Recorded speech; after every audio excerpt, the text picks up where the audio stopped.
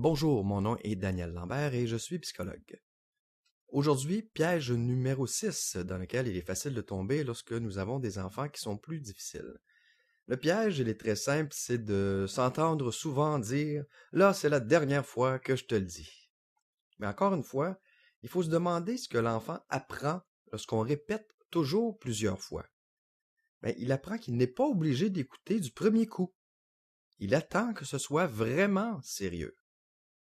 Et ça peut devenir vraiment fatigant pour nous, les parents.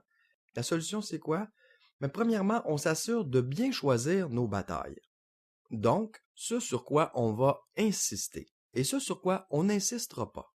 Rappelez-vous, dans une des vidéos antérieures, on s'est dit que c'était un piège de vouloir tout changer les comportements désagréables de l'enfant en même temps. Donc, choisissons nos batailles. Une fois que c'est fait, on s'assure bien d'avoir l'attention de l'enfant.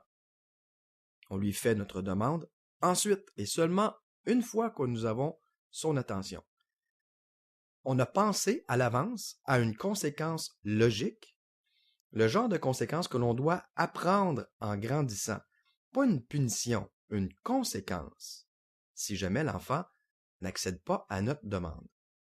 Ensuite, si l'enfant ne répond pas à notre demande, bien sûr, nous lui décrivons clairement la conséquence et nous attendons un peu, histoire qu'il réfléchisse un petit peu, qu'il puisse avoir la chance aussi de changer d'idée et de finalement acquiescer à notre demande.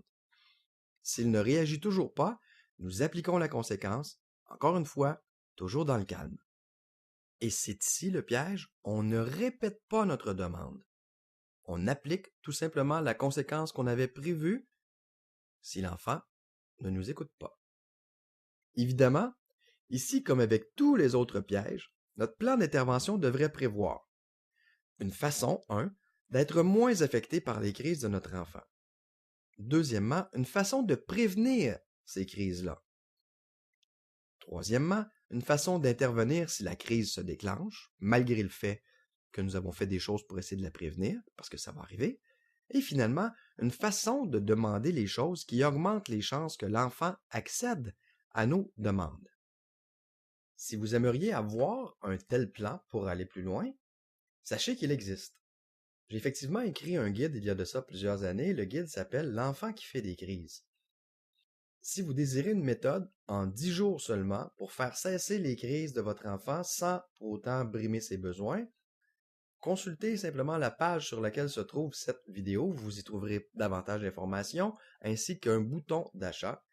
Vous n'avez qu'à cliquer dessus, faire votre paiement et vous serez automatiquement redirigé vers la page de téléchargement. Parce que oui, vous pourriez avoir accès à cette méthode-là complète dans les prochaines minutes.